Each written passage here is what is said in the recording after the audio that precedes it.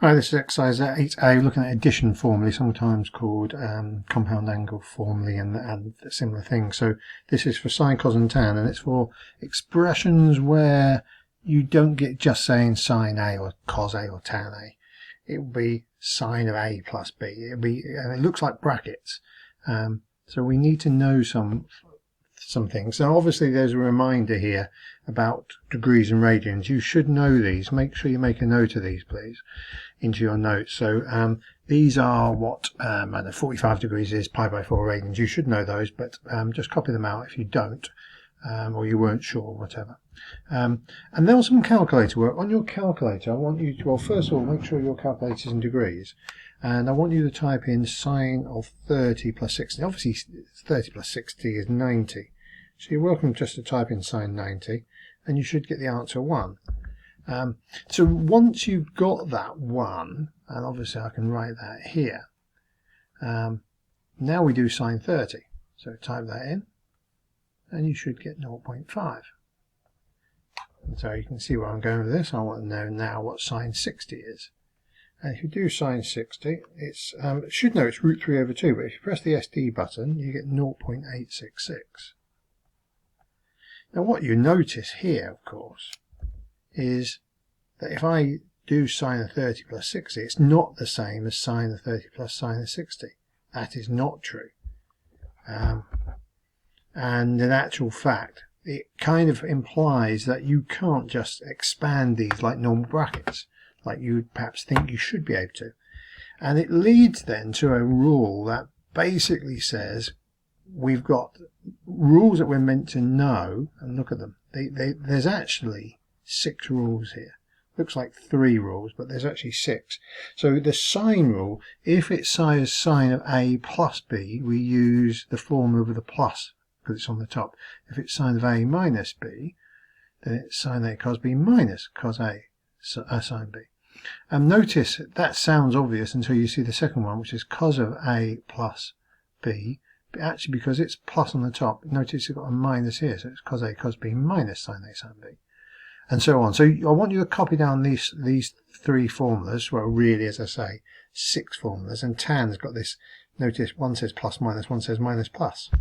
So just be aware of the order of those pluses and minuses, and then we're going to use them. In addition to this, again, well, I've already mentioned that radians we're meant to know from year 12 work what these are, and year 13 work. But also we're meant to know that sine of 30 degrees is a half, and therefore sine of pi by 6 is a half, and so on. So that is a table that you're meant to know. So let's just move on.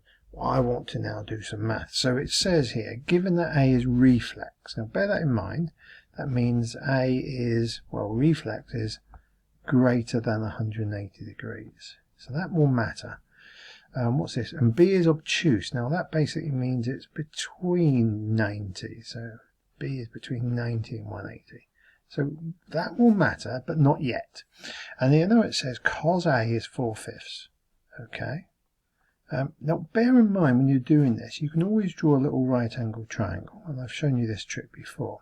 So if I say this is A down here, as soon as I know that cos A is 4/5, now of course we can use SOHCAHTOA, and with SOHCAHTOA it tells me that cos is adjacent over hypotenuse, this bit here.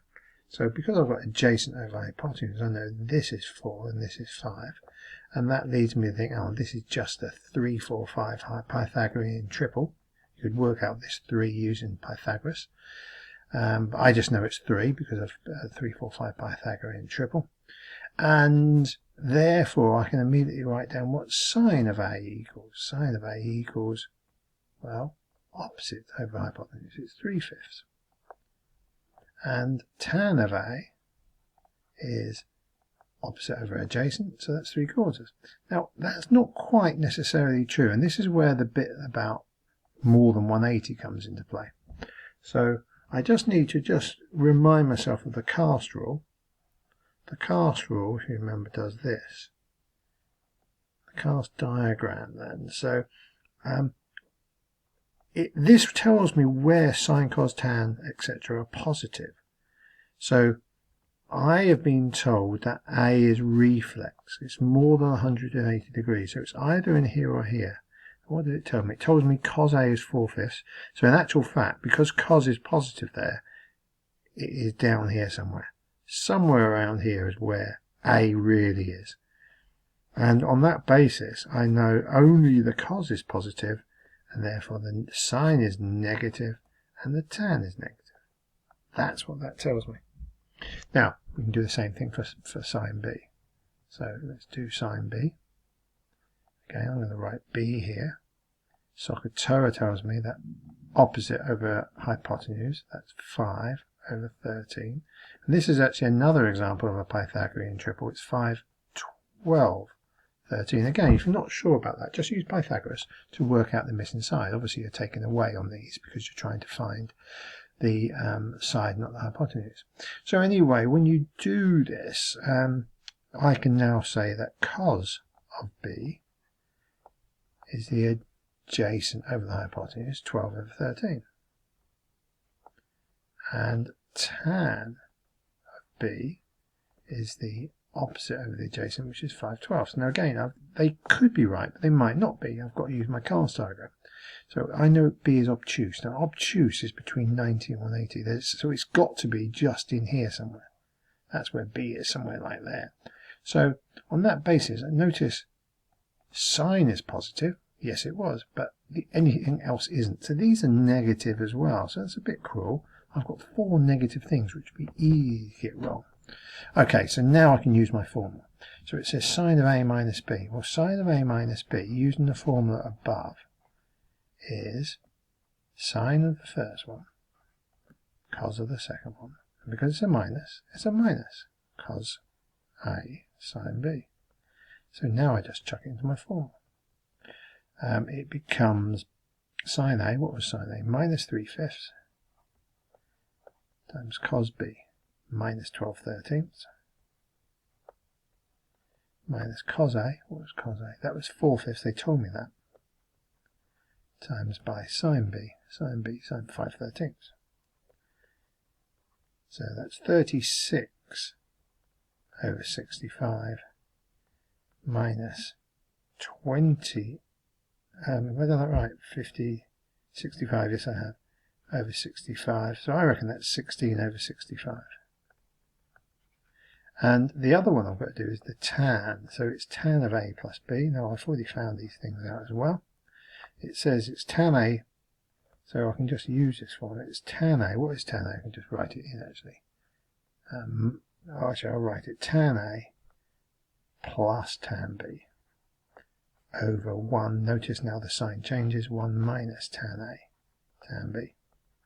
So what is it? Tan A is minus 3/4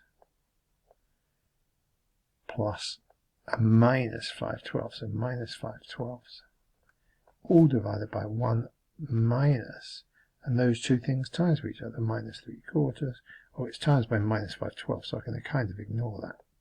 Minus and minus is a positive. So I'm typing that into my calculator. It does give me the answer at the bottom of the screen there, which is minus 56/33. So far so good. Similar question now. Use detailed reason to find the exact values of sine 75.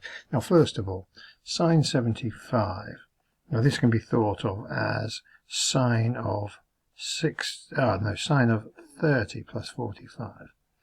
Now the reason I do that is because I know what these things are. So on that basis, sine 75 is the same as sine, well, it's sine of, I've said 30, and using this formula here, it's sine 30 cos 45 plus cos 30 sine 45. And these things we need to know.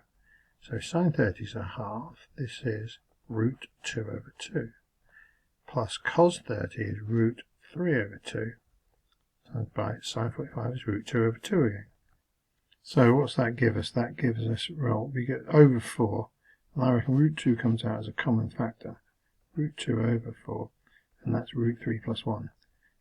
You can rewrite that another way. Tan 75, again we use a similar trick. Tan 75 is tan of 45 plus 30, or the other way around, doesn't matter which way you write it. So I can now use that in this formula. It's tan A, which is 1, plus tan B. So that's root 3 over 3. Divided by 1 minus those two things, 1 times by root 3 over 3. So that's 1 plus root 3 over 3.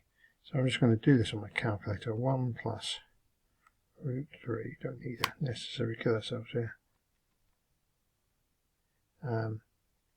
Divided by 1 minus root 3 over 3.